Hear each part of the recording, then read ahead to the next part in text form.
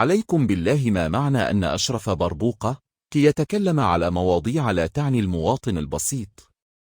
واش مثلا الحديث عن زيادة 6000 درهم في الأجور ديال البرلمانيين موضوع سيفيد رجل الشارع المغربي، سيفيد المواطن البسيط، سيغير شي حاجة في بلادنا. أولا، مواضيع مثل هاته تناقش على مستوى البرلمان، على مستوى وزارة المالية، على مستوى الدولة وأجهزتها ومؤسساتها،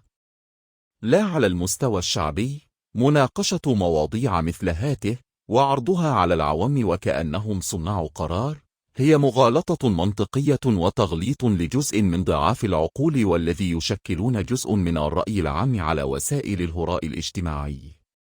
وكذب على العوام وضحك عليهم ومتاجرة بهم. أي شخص يطرح هذا السؤال على نفسه، ما معنى أن مثل أشرف بلمود بربوقة يثير مواضيع كلها تتحدث إما عن فضائح، إما زيادات في الأسعار، إما هجوم على الحكومة، إما لطيفة رأفت متزوجة ببارون مخدرات، بمعنى لا حديث له إلا عن الأخبار السوداوية العدمية، خطاب التيئيس، خطاب شعبوي مدغدغ لمشاعر السوقة والغوغاء.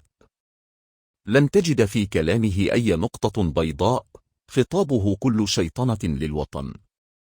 الهدف من كلام أشرف بلمود الذي يضحك على عقول السذج هو خلق المواطن الموثور، يريدك أن تحقد على وطنك، يريدك كمغربي أن تكون قنبلة موقوتة.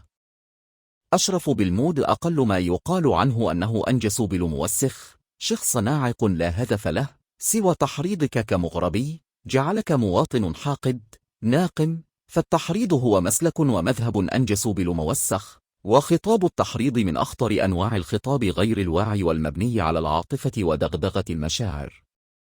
هو خطاب الفتنة لإحراق وطننا المغرب، خطاب الخونة كأشرف بلمود والمهدوي وعزيز غالي وغيرهم، وهو خطاب شرار الخلق وشياطين الإنس، خطاب الخونة والمرتزقة وشداد الأفاق ممن يتكلمون بلا علم ولا بصيرة، خطاب لتحريض الناس على أوطانهم وولاة أمورهم.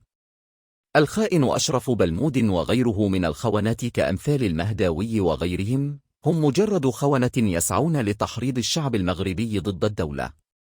والمحرض بحكم أنه جاهل إذا حاول أن يعالج فإنه يمرض، وإذا حاول أن يجبر فهو يكسر.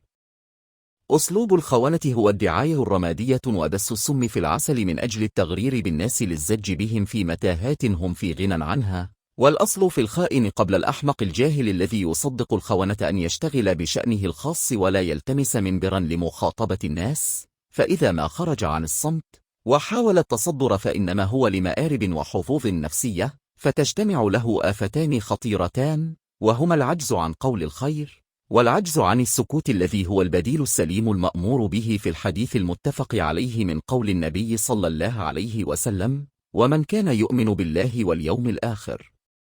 فليقل خيرا أو ليصمت.